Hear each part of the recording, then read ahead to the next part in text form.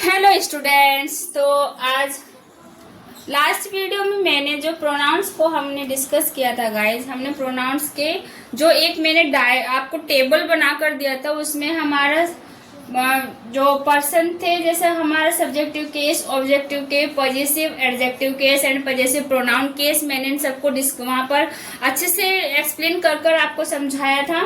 तो जो subjective case होता है ना, उसको हम नॉमिनेटिव केस भी बोलते हैं। एंड पॉजिटिव एडजेक्टिव ये होता है, ये एडजेक्टिव में पढ़ाया जाता है, क्योंकि इसके साथ हमें नाउन अपने साथ नाउन रखता है। एंड जो पॉजिटिव प्रोनाउन है, इसमें नाउन खुद ही इसमें छिपा हुआ रहता है, वो अंडरस्टूड होता है गाइज। तो ये जो इनको हम अच्छे से अब हमको समझेंगे कि इनको हम कैसे अपने सेंटेंस में यूज कर सकते हैं, और इनके साथ pronouns noun and pronouns adjective कैसे यूज होता है गाइज, हम उन सबको अच्छे से एक्सप्लेन के साथ डिस्कस करेंगे। तो बने रहिएंगे वीडियो में, और बहुत इंटरेस्टिंग वीडियो बनने वाली है गाइज, क्योंकि इसमें बहुत ज़्यादा नई नई चीज़ें आपको आज आप जानोगे। तो वीडियो में बने रहिएगा। तो गाइज, प्रोनाउंस को हम डिस्कस करते हैं। What is subjective case and nominative case pronouns में। तो सब्जेक्टिव केस को ही नॉमिनेटिव केस बोला जाता है, और इसमें जो प्रोनाउंस आते हैं गाइज, वो आते हैं हमारा ही, शी गोज टू स्कूल। इस तरीके से हम सेंटेंस अपना मेक सेंटेंस कर सकते हैं। I am a boy. You are players. We are good friends. They are bad people. तो guys, he and she third person है, ये हमारा। I फर्स्ट पर्सन है, एंड you सेकंड पर्सन है। We भी फर्स्ट पर्सन आता है, and they third person. तो इनका जो यूज होता है, नाउन की जगह प्रोनाउन यूज होता है, और ये सब्जेक्टिव केस है, क्योंकि ये हमारा यहाँ पर ही शी क्या है, सब्जेक्ट है। आई क्या है, सब्जेक्ट है। You subject, we subject, and they subject. अब ही एंड शी ये सिंगुलर होते हैं, तो इनके साथ जो वर्ब आई वो सिंगुलर आई है। आई के साथ एम का यूज होता है, एंड यू जो सेकंड पर्सन होता है गाइस, ये सिंगुलर भी होता है और प्लूरल भी होता है। ये डिपेंड करता है हमारे आने वाले जो नाउन है उसके according. We are good friends, we plural है तो इसके साथ वर्ब भी प्लूरल आती है। दे जो थर्ड पर्सन है, ये प्लूरल है, तो इसके साथ वर्ब भी हमारी प्लूरल आएगी। तो गाइज, ये है प्रोनाउंस जो सब्जेक्टिव केस में यहाँ पर लिखे हुए हैं। इनसे कैसे सेंटेंस बनता है, वो इस तरीके से हम सेंटेंस बनता है। अब कंफ्यूज कहाँ होते हैं, ये जो यू है हमारा, ये हमारा सब्जेक्टिव केस भी इसका यू ही रहता है, एंड ऑब्जेक्टिव प्रोनाउन भी ये यू ही रहता है। तो हम कैसे इसको सेंटेंस में, मान लीजिए एग्जाम में एरर जब बनती है तो वो कैसे कंफ्यूज करते हैं, तो हम इसको भी डिस्कस करते हैं। वीडियो में बने रहिएगा students. Subjective case and objective case को हम कैसे पता करें कि हमारे जो सेंटेंसेस में यू सब्जेक्ट कहाँ पर है एंड ऑब्जेक्ट कहाँ पर है। तो इसको let's discuss. You are a girl, पहले आप सभी सेंटेंस को अच्छे से रीड कर लीजिएगा। Me and you will go to the party. Third, she distributed the money between me and you, and fourth, she like you as much as me। तो यहाँ पर जो you है, ये हमारा ये सेंटेंस के स्टार्टिंग में, तो यहाँ पर you क्या है, हमारा सब्जेक्ट है। ये आर अ गर्ल, ये हमारी वर्ब हो गई। मैंने बोला था कि you फॉर सिंगुलर वर्ब भी लेता है एंड प्लूरल वर्ब भी लेता है। अ गर्ल आर्टिकल है, नाउन है यहाँ पर। मी एंड यू, ये जो मी है, कभी भी ऑब्जेक्टिव केस हमारा सब्जेक्ट नहीं बनता है, तो यहाँ पर ये गलत है। तो यहाँ पर क्या आएगा, आई एंड यू। ये भी सब्जेक्ट है। Will go to the party. She distribute the money. अब यहाँ पर सी क्या है गाइस, हमारा ये सब्जेक्ट है। डिस्ट्रीब्यूट वर्ब हो गया, द मनी हमारा नाउन है। अब नाउन, जब नाउन के बाद वर्ब के बाद अगर नाउन आता है, नाउन के बाद अगर हमारा कंजंक्शन आता है बिटवीन, बिटवीन क्या है हमारा कंजंक्शन। तो गाइस कंजंक्शन के बाद जो भी हमारा प्रोनाउन आता है वो हमारा क्या होता है, ऑब्जेक्टिव केस होता है। तो यहाँ पर जब बिटवीन है इसके बाद मी आया है एंड यू, तो दोनों को जब कंजंक्शन से जोड़ दिया जाता है तो गाइस यहाँ पर दो कंजंक्शन है, तो वन है and between, one two conjunction है। तो कंजंक्शन के बाद जब भी हमारा प्रोनाउन आता है वो हमारा क्या होता है, ऑब्जेक्टिव केस होता है। तो यहाँ पर मी भी ऑब्जेक्टिव है एंड यू भी ऑब्जेक्टिव केस है, ठीक है। See like you as much as me, तो सी क्या है हमारा सब्जेक्ट, लाइक क्या है हमारा वर्ब। वर्ब के बाद भी अगर कोई सब्जेक्ट आता है तो वो हमारा क्या होता है गाइस, ऑब्जेक्ट होता है। तो यू हमारा यहाँ पर क्या है, ये ऑब्जेक्ट है। एज मच एज क्या हो गया गाइस, हमारा कंजंक्शन हो गया। तो कंजंक्शन के बाद अगर कोई वर्ड आता है वो भी हमारा ऑब्जेक्ट होता है। तो आपको ध्यान रखना है कि अगर सेंटेंस में एंड के बाद कोई प्रोनाउंस आता है तो वो हमारा ऑब्जेक्टिव केस रहता है। एंड प्रेपोजिशन के बाद भी अगर प्रोनाउन आता है तो वो सेंटेंस में हमारा क्या आएगा, हमारा वो ऑब्जेक्टिव केस में ही आएगा। तो कंफ्यूज मत होइएगा, सिर्फ आपको क्या देखना है सेंटेंस में कि इसमें वर्ब के बाद अगर हमारा प्रोनाउन आ रहा है तो वो ऑब्जेक्ट है, एंड वर्ब के बाद प्रोनाउन आ रहा है तो ऑब्जेक्ट है, कंजंक्शन के बाद आ रहा है तो प्रोनाउन है। अब हम बताते हैं कि प्रेपोजिशन के बाद अगर प्रोनाउंस आ रहा है तो वो क्या कहलाता है गाइस, ठीक है। अभी तक हमने कंजंक्शन के से रिलेटेड, कंजंक्शन से जोड़कर हमने ऑब्जेक्ट एंड सब्जेक्टिव केस को देखा है। अब हम प्रेपोजिशन से को सेंटेंस में जोड़कर देखते हैं कि प्रोनाउंस क्या कहलाता है, किस कैटेगरीज में आता है। वीडियो में बने रहिएगा, बहुत मेहनत से वीडियो बना रही हूँ गाइज, प्लीज मेरी मेहनत के लिए सपोर्ट कीजिएगा, थैंक यू। तो गाइज जो प्रोनाउंस है, अभी हमने कंजंक्शन के थ्रू हमने समझा कि कंजंक्शन के बाद अगर हमारा वर्ब और कंजंक्शन के बाद जो भी प्रोनाउंस आता है उसको वो हमारा ऑब्जेक्ट होता है। तो verb plus object case and subjective case, sorry यहाँ पर सब्जेक्टिव केस।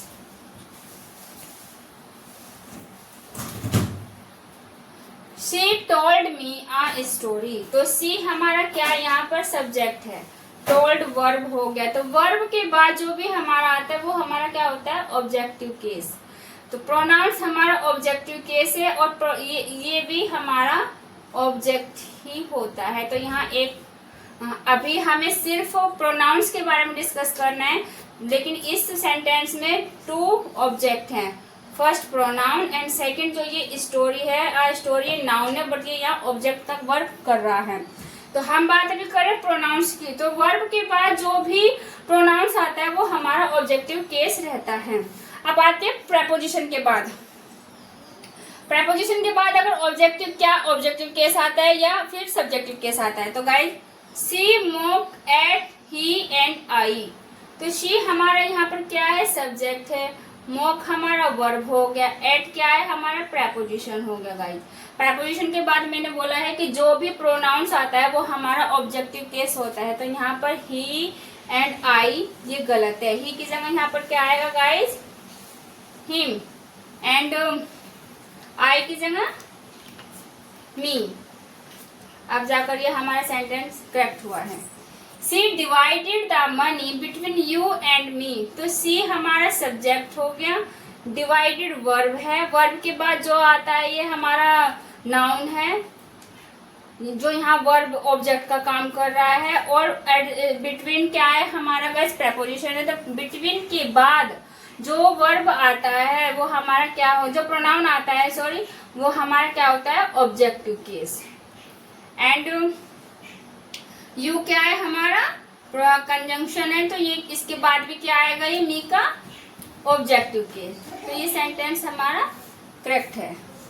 तो आज आपने देखा कि हमने आज क्या सीखा कि प्रोनाउंस को का what is subjective case and objective case, और वर्ब के बाद जो प्रोनाउन आता है वो किस कैटेगरी में होता है, तो वो हमारा ऑब्जेक्ट होता है। प्रेपोजिशन के बाद अगर जो प्रोनाउन आता है वो भी हमारा ऑब्जेक्ट होता है, एंड कंजंक्शन के बाद भी प्रोनाउंस जो आता है वो हमारा ऑब्जेक्ट होता है। तो यू अगर सेंटेंस के में सब्जेक्ट के जगह आया है तो वहाँ फर्स्ट से यू से स्टार्ट हो रहा है सेंटेंस, तो वो हमारा वहाँ सब्जेक्ट है। बट बिटवीन प्रेपोजिशन कंजंक्शन के बाद अगर यू आता है तो वो वहाँ ऑब्जेक्ट का काम करता है गाइज। तो ऐसे आप यू जो सेकंड पर्सन होता है उसका सब्जेक्टिव केस भी यू ही रहता है एंड ऑब्जेक्टिव केस भी उसका यू ही रहता है। तो इस तरीके से आप उसको पहचान सकते हो सेंटेंस में। तो इसको अच्छे से आप समझिएगा और रिवीजन करिएगा गाइज। अब हम डिस्कस करेंगे गाइज। अब we discuss about one more pronouns cum one sentence. अगर एक सेंटेंस में एक से ज्यादा प्रोनाउंस आते हैं तो हम उस सेंटेंस को कैसे लिखेंगे और उसको हम करेक्ट तरीके से कैसे हम उसको डिफाइन करेंगे। तो बने रहिएगा वीडियो में, वीडियो बहुत इंटरेस्टिंग होने वाली है गाइज। और ये ग्रामर के रूल्स पढ़ाते मुझे बहुत अच्छा लगता है, तो अब बने रहिएगा। तो guys, one more pronouns cum one sentence. जब एक से ज्यादा प्रोनाउंस एक ही सेंटेंस में आते हैं तो हम उसको कैसे अरेंज करते हैं। तो गाइज ये कुछ नंबर्स हैं जिनको आपको बहुत अच्छे से समझ लेना है। 2 3 1 3 1 2 3। तो इन नंबरों के द्वारा ही के थ्रू हम अपने जो प्रोनाउंस है उनको हम सेंटेंस में उनकी करेक्ट पोजीशन पर लगाएंगे। तो हमारा सेकंड प्रोनाउन है, third pronoun and first pronouns है। ऐसे 3 third person, 1 first person, 2 second person and 3 third person आता है। तो जब एक से ज्यादा प्रोनाउंस सेंटेंस में आते हैं तो देखिए आप, you he and I shell study for the exam. तो यू एंड ही, तुमने, उसने और मैंने क्या क्या शैल स्टडी फॉर एग्जाम, एग्जाम के लिए हम स्टडी करेंगे। नेक्स्ट, तो यहाँ पर आप देखिए, यहाँ पर यू क्या है हमारा सेकंड पर्सन, तो second 2, he third and I 1। You second person, I first person, you second person and he third person. तो अगर एक से ज्यादा प्रोनाउंस आ जाते हैं गाइस तो हमें इस तरीके से अपने उस सेंटेंस में हमें प्रोनाउंस को एक इस क्रम में हमें उनको रखना है। ऐसे हम उनको यूज करेंगे तब जाकर हमारा जो सेंटेंस है गाइस वो करेक्ट होगा। तो ये हमारा सेंटेंस करेक्ट है, ये वाला भी करेक्ट है एंड ये वाला भी करेक्ट है। ऐसा हो जाता है, एग्जामिनर क्या करते थे, यू की जगह ही कर दिया, ही की जगह आई कर दिया एंड फर्स्ट पर्सन की जगह यू कर दिया। ऐसे इनका जो प्लेसेस को चेंज कर देते, पोजीशन चेंज कर सेंटेंस में पोजीशन जब हम प्रोनाउंस के अलग अलग बनाएंगे तभी तो सेंटेंस में एरर बनेगी। तो यू की जगह ही एंड आई की जगह यू, इस तरीके से सेंटेंस में एरर बनाएंगे। तो हमें सिर्फ अगर आपको ये नंबर्स अच्छे से पता है तो आप उस सेंटेंस को आपका जो सेंटेंस होगा, आपका क्वेश्चन वो गलत हो ही नहीं सकता, क्योंकि आपने तो ये जो नंबर्स है इनको अच्छे से समझ लिया है। तो आप इनके थ्रू अपने प्रोनाउंस को सेंटेंस में उनके राइट पोजीशन लगाकर ही सेंटेंस आपका करेक्ट बन जाएगा। तो आपको ध्यान रखना है कि ये जो नंबर्स है इनके द्वारा आप अपने सेंटेंस में जो एरर है उसको आप करेक्ट कर सकते हो और आपका क्वेश्चन सही हो जाएगा। ठीक है, ये लेकिन नोट यहाँ पर मैं नोट लिख रही हूँ, इन नंबर्स को हम तभी अपने सेंटेंस में यूज करेंगे गाइस जब ये यहाँ पॉजिटिव सेंस आएगा। जब सेंटेंस पॉजिटिव सेंस में आ रहा है तो हम तब ये जाकर हम ये नंबर इस क्रम को यूज करेंगे। लेकिन अगर हमारा सेंटेंस में नेगेटिव सेंस आ रहा है तो हमें कैसे करना है, तो अगर मैं आपको एग्जाम्पल्स के थ्रू समझाती हूँ।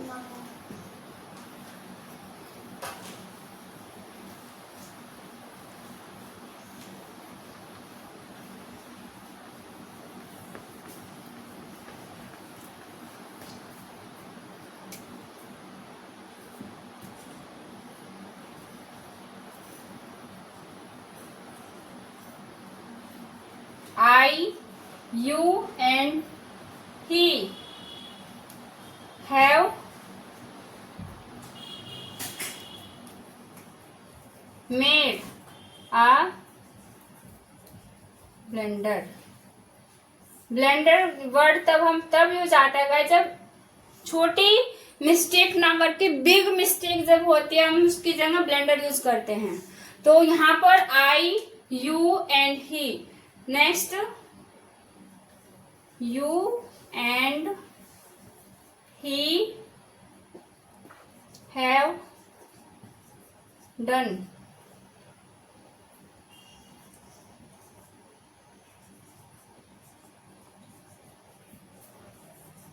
mischief।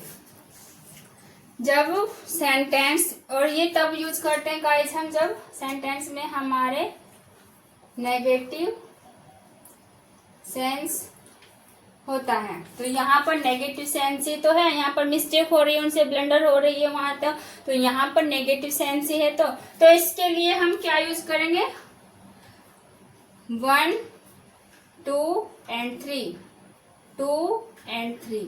इसमें हमें सिंपल ऐसे ही इसी क्रम में हमें रखना है। और यहाँ पर मैं एक मतलब एक एग्जाम्पल्स के थ्रू, एक स्टोरी के थ्रू मैं बताती हूँ कि यहाँ पर आपको एक मैनर्स दिखाने हैं। मान लीजिए आपके यहाँ गेस्ट आए हैं और आपने उनके लिए चाय बनाई।